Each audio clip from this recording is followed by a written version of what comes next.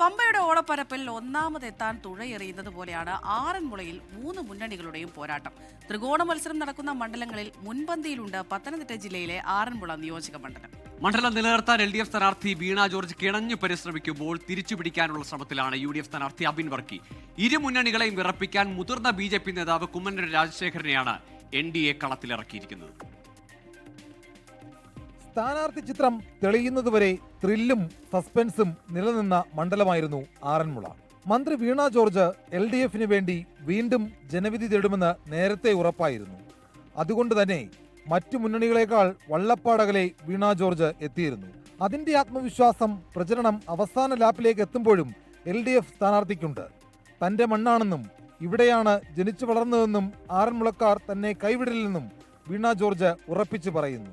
2016 മുതൽ ഇക്കഴിഞ്ഞ 10 വർഷക്കാലം മണ്ഡലത്തിൽ ചെയ്ത വികസന പ്രവൃത്തികൾ ഓരോന്നായി എടുത്തു പറഞ്ഞാണ് വീണ ജോർജ് വോട്ടർമാർക്കിടയിലേക്ക് എത്തുന്നത്. ഞാൻ ഇവിടെ ജനിച്ചു വളർന്ന ഇവിടെ ജീവിക്കുന്ന ഒരാളാണ്. അടിസ്ഥാന സൗകര്യം വളരെ വലിയ രീതിയിൽ വലിയ മാറ്റങ്ങളുണ്ടായി.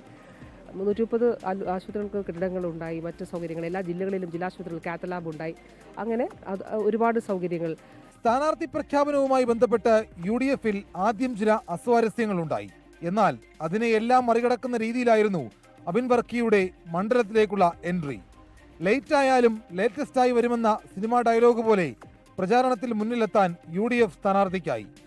UDF നേതാക്കൾ ഓരോരുത്തരായി മണ്ഡലത്തിൽ വന്നുപോയത് പ്രവർത്തകരെ കൂടുതൽ ആവേശത്തിലാക്കി. ഒറ്റക്കെട്ടായി നിൽക്കണമെന്ന ആഹ്വാനവും പ്രവർത്തകർക്ക് നേതാക്കൾ നൽകി. ആരോഗ്യവകുപ്പിന്റെ വീഴ്ച, കണ്ണൂരിലുണ്ടായ കരിങ്കുടി സമരവുമെല്ലാം വീണ ജോർജിനെതിരെ ആയുധമാക്കുകയാണ് UDF. ശ്രീമതി വീണ ജോർജിനെതിരെ പറയുന്ന കാര്യങ്ങൾ അതൊന്നും വ്യക്തിപരമല്ല. ഇപ്പോൾ അവർ ആരോഗ്യവകുപ്പിൻ്റെ മന്ത്രിയാണ്. ഇപ്പം നമ്മൾ ഒരു മെഡിക്കൽ കോളേജ് കെട്ടിടം തകർന്നു വീണാൽ ആരോഗ്യവകുപ്പ് മന്ത്രിയെ വിമർശിക്കും. ഒരു മെഡിക്കൽ കോളേജിൽ രോഗി ചികിത്സ കിട്ടാതെ മരിച്ചാൽ നമ്മൾ ആരോഗ്യവകുപ്പ് മന്ത്രിയെ വിമർശിക്കും. സർക്കാർ മേഖലയെ തകർത്തത് ഈ സർക്കാർ ആരോഗ്യ കേന്ദ്രങ്ങളെ തകർത്തത് ഈ സർക്കാരാണ്. സ്ഥാനാർത്ഥി പ്രഖ്യാപനത്തിന്റെ അവസാന ഘട്ടത്തിലായിരുന്നു ആറന്മുളയിലേക്ക് NDA സ്ഥാനാർത്ഥി കുമ്മനം രാജശേഖരന്റെ വരവ്. മണ്ഡലവുമായി കുമ്മനം രാജശേഖരനുള്ള ആത്മബന്ധം ഗുണം ചെയ്യുമെന്ന് BJP ക്യാമ്പ് വിലയിരുത്തുന്നു. ഇടത് വലത് മുന്നണികൾ മണ്ഡലത്തിൽ ഇക്കാലമത്രയും ഒന്നും ചെയ്തിട്ടില്ലെന്ന പ്രചരണമാണ് NDA നടത്തുന്നത്. ആറന്മുളയിലെ പല ആളുകളെയും പേരെടുത്ത് വിളിക്കാനുള്ള കുമ്മനത്തിന്റെ സ്വാധീനം അനുകൂലമാകുമെന്ന വിലയിരുത്തലും BJPക്കുള്ളിലുണ്ട്.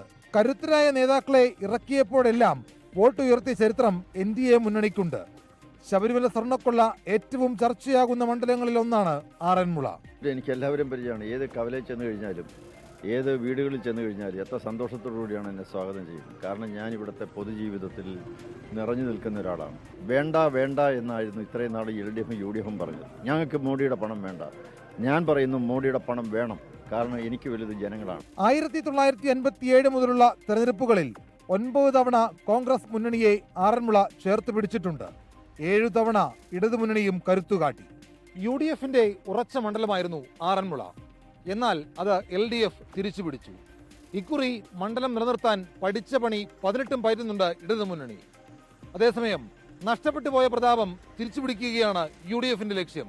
മണ്ഡലത്തിന്റെ മനസ്സ് ഇക്കുറി NDAയ്ക്കൊപ്പം നിലനിൽക്കുമെന്ന പ്രതീക്ഷയിലാണ് കുമ്മനം രാജശേഖരൻ. ആറന്മുളയിൽ നിന്ന് സഞ്ജയ് ഇക്ബാലിനൊപ്പം ഷിജോ കുര്യൻ, 24.